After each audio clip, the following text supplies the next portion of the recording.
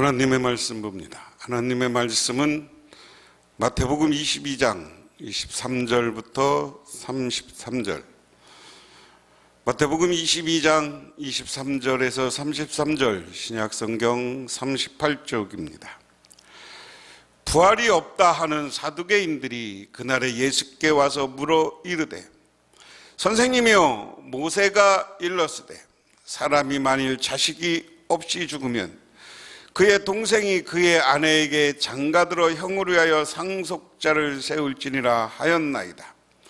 우리 중에 7형제가 있었는데 마지가 장가들었다가 죽어 상속자가 없으므로 그 아내를 그 동생에게 물려주고 그 둘째와 셋째로 7째까지 그렇게 하다가 최후의 그 여자도 죽었나이다.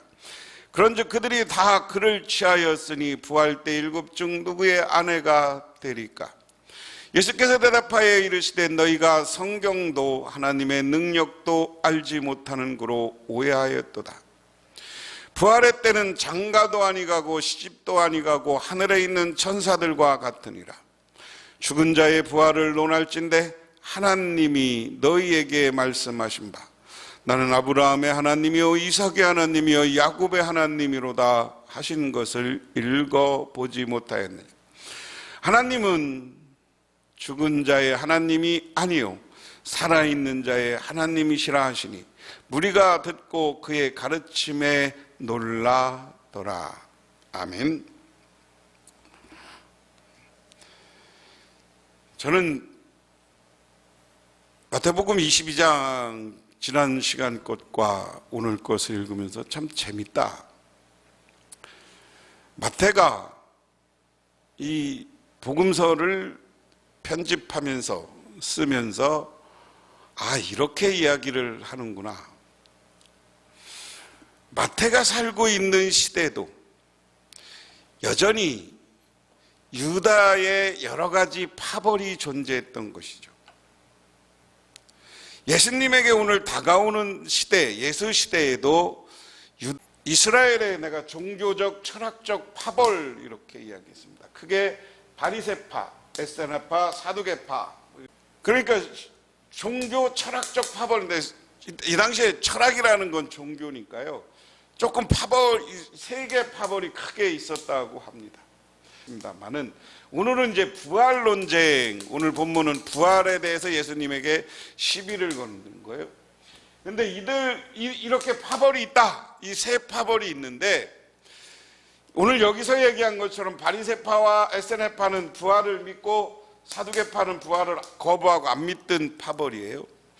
그래서 오늘 에세네파와 바리새파가 있는데, 에세네파하고 바리새파하고 조금 차이인 건 이스라엘을 어떻게 회복할 거냐에 조금 차이점이 있는 거예요. 그거 외에는 철학적 차이가 바리새파나 에세네파는 크지는 않았던 걸로 보이고요. 사두개파는 전혀 다릅니다. 하지만 이 세 파벌이 그 당시 이스라엘의 성전 중심으로 한 지도층, 사내들을 이루고 있는 사람들의 핵심 중심이었던 것이죠. 그런데 앞부분에서는, 지난 시간에서는 예수님에게 논쟁을 하려고 오는 것 중에 논쟁이 뭐예요? 세금 문제를 논쟁했어요. 그때는 바리새파 사람들이 왔어요.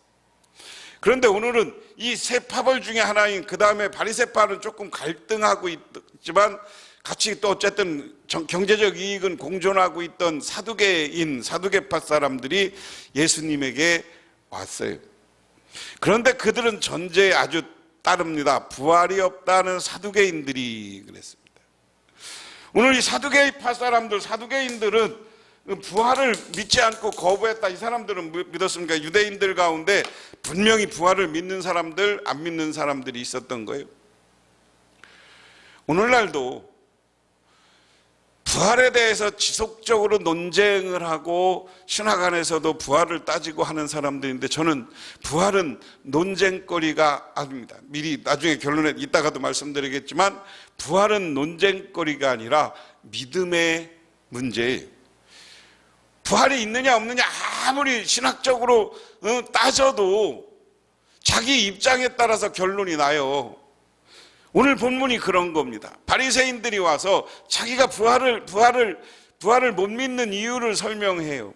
그 얘기는 뭐냐면 이스라엘의 계대 결혼법을 가지고 예수님에게 덤벼요. 뭐라고 그래요? 예수님, 부활이 있습니까? 라고 물은 다음에 부활이 있다면 계대 결혼법에 의해서 7형제가 있는데, 계대 결혼법 큰 아들이 애를 못 낳고 죽으면 이걸 둘째 그 부인이 이어가서 가문을 이어가게 하는 건데, 결혼을 7번 해서 이제 막내 아들까지 결혼했습니다.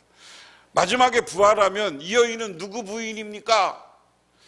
그러니까 이 사두개인 사람들은 그것을 잘못 인정하면 이 땅에서 사라지는 여러 가지 율법과 여러 가지 문제가 부활 후에는 막 없어지고 이상해진다고 생각한 거예요. 세상의 현상을 가지고 하나님의 영역, 하나님의 문제를 풀어보려고 했던 사람이에요. 여기에서 큰 문제가 있어요. 우리들이 지금도 살아가면서 지금 우리가 보고 있는 것을 가지고 하나님을 판단하고 성경을 판단한다면 성경은 불신앙의 대상이 되죠.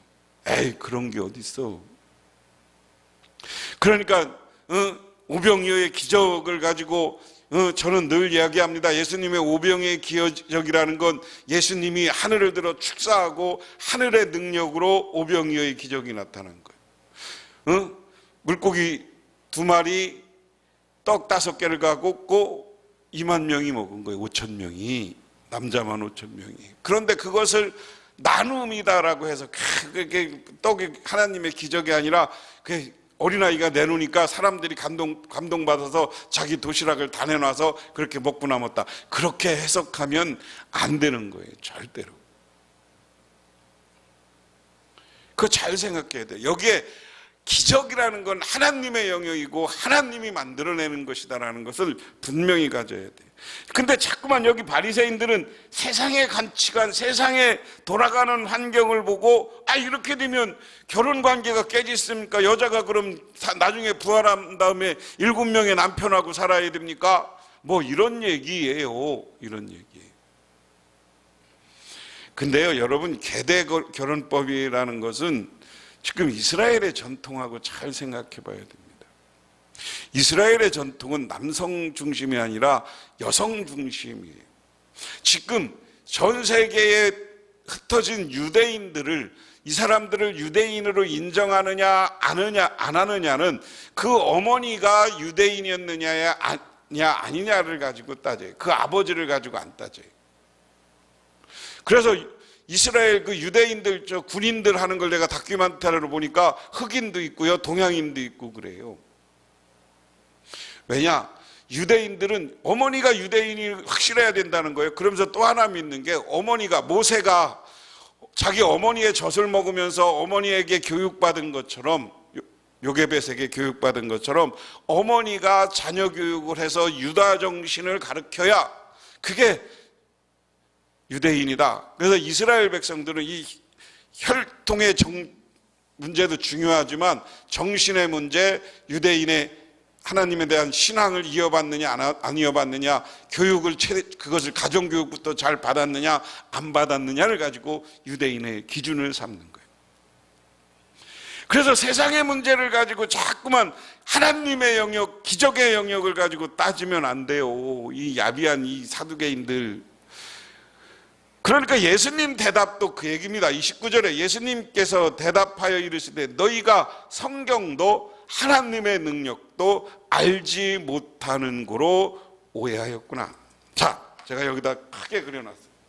부활 논쟁은, 부활이라는 논쟁할 게 아니라 이 부활이라는 것은 하나님의 능력이다.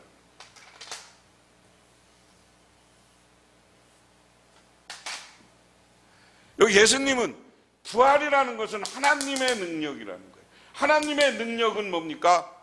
부활은 하나님의 능력인데요, 하나님의 능력은 뭡니까? 전지전능. 전지전능이라는 말은 뭐예요? 우리말로 부르면 모든 것을 알고 모든 것을 할 수 있다라는 거예요. 하나님은 이 우주의 모든 비밀을 알고 우주의 모든 기적과 능력으로 모든 것을 바꿀 수 있는 거예요. 바꿀 수 있는 거예요.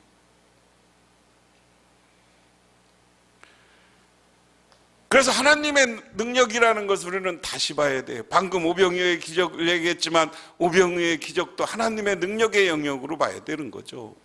오늘 마태복음이 여기까지 예수님을 이야기하면서 무리를 건너는 예수님, 오병이어의 기적을 일으키는 예수님, 귀신을 쫓아내는 예수님, 그리고 병을 고치는 예수님, 여러 가지 사건과 이야기를 통해서 예수님은 이 땅의 영역, 이 땅의 생각으로만 살아가는 것이 아니라 하늘의 능력을 우리 인간 사이에 개입시키고 인간들의 부족한 부분을 그 능력으로 해결해주고 그 문제를 해결해 주신 분이 하나님이고 하나님의 아들 예수님이에요. 그래서 우리가 하나님이 능력 주시면 우리는 못하는 일이 없는 거예요. 하나님이 능력 주시면 전지전능한 거예요. 오늘 이 논쟁하기 전에 예수님은 뭐라 그럽니까? 너희들이 정말 겨자씨만한 믿음이 있으면 산을 바다에 던질 수 있는 능력을 가질 수 있다고 하잖아요. 그런 하나님의 능력을 바라봐야지. 우리 생각에는 여자 한 사람이 7번 부인이 결혼했는데 그럼 나중에 누구 아내가 돼요? 그러니까 예수님이 네가 하나님의 능력을 모르는구나. 그러므로 성경도 네가 잘못 이해했구나. 오늘날 우리 한국 사회의 보수 기독교인들 가운데 성경을 너무 문자적으로만 이해하는 거예요. 그럼 문자적으로 이해하면 어떻게 돼요? 문제가 뭐가 되느냐면 그냥 이 개역 성경을 읽어요. 그러니까 개역 개정판 성경을 만났을 때 성경이라는 건 새로운 시대와 새로운 언어가 바뀌면 그 나라 언어대로 가장 아름다운 그 나라 언어로 번역되어져야 되는 거예요. 그러니까 새로운 그 기반으로 옛날 개역 개정판 되기 전에 개역 성경으로만 성경 공부를 하다가 이 개정판이 나오니까 개정판은 얼마 바꾸지도 않고 특히 새번역으로 성경 읽으면 새번역 성경 읽는다고 이단이라고 그래요. 그러면 이렇게 해서 내가 이 새벽에 동영상, 이 말씀 동영상을 올릴 때도 제가 그 헬라어 단어를 이야기하고 그 말씀으로 이야기하죠. 제가 저희 교회에서 설교할 때는 되도록이면 새번역 성경을 읽잖아요. 왜냐? 새번역 성경이 쉬운 성경이라 우리가 쏙쏙 들어와. 그 새번역 성경으로 이해를 해야지. 이게 묘한 게 있어요. 우리나라도 이 고어체 성경 그래 하나님 말씀인 것처럼 착각하는 사람인데 그렇게 이해하면 안 되는 거예요. 오늘 이 사두개파가 그렇게만 이해하고 있다. 예수님이 책망하는 거예요.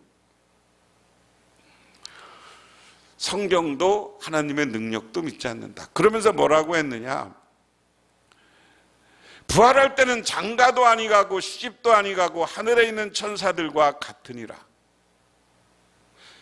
죽은 자의 부활은 논할진대 하나님이 너희에게 그러니까 오늘 30절 먼저 생각하면 부활할 때는 장가도 아니 가고 시집도 아니 가고 하늘에 있는 천사와 같이 우리가 신령한 존재가 된다는 거예요. 부활한 모습은. 그건 나중에 예수님이 부활했을 때 제자들에게 다가갈 때 유령처럼 다가가기도 하고 어느 날은 벽을 뚫고 가기도 하고 그런 예수님의 모습이 나중에 부활한 모습으로 나타나잖아요. 나중에 그게 예수님이 부활한 모습으로 우리에게 증명한 거예요. 오늘 그 이야기예요. 그리고 이 논의에 대해서 내가 그럼 너희들이 성경적 요구를 이야기하니까 나는 우리가 아브라함의 하나님, 이삭의 하나님, 야곱의 하나님이라고 한 것을 읽어보지 못하였느냐. 하나님은 죽은 자의 하나님이 아니고 살아있는 사람이 아니다. 이 말씀이 중요한 거예요. 아브라함의 하나님, 이삭의 하나님, 야곱의 하나님이라고 할 때 이 아브라함, 이삭, 야곱이 저 영원한 천국에 그 영혼이 지금 살아있다는 거예요. 하나님은 살아있는 자의 하나님이기 때문에. 여러분들도 믿으십니까? 그리고 그 영혼이 하늘에 있다가 마지막 때가 되면 다 부활해서 우리가 신령한 존재, 거룩한 존재, 천사와 같은 존재로 변화되는 줄 믿으시기 바랍니다. 중요한 거예요. 저는 어디 가서 자꾸만 믿음의 영역을 논쟁하려고 하고 나는 신학적 논쟁도 마찬가지예요. 믿음의 영역은 논쟁하면 안 됩니다. 그 말씀 그대로 받아들이고 이건 하나님이 하신 일이다라고 믿어야 되는 거예요. 믿으십니까? 부활과 기적은 하나님의 영역이에요. 우리가 아무리 머리가 좋아도 그 놀라운 능력들을 증명하거나 그 능력, 그 기적들을 우리가 이해할 수 없어. 그냥 믿어. 하나님이 하셨다. 하나님이 부활한다고 하셨으니까 부활을 믿어. 그러면 예수님은 그 얘기예요. 믿는 자에게 복이 있고 믿는 자가 그와 같이 된다. 예수의 부활을 믿어야 구원받죠. 예수님의 부활을 믿어야 우리도 부활하죠. 그리고 우리의 영혼의 영생을 믿으면, 우리가 영생하려면 우리의 영혼도 믿어야 영생하는 거죠. 믿지 않는 자는 지옥에 떨어지는 거예요.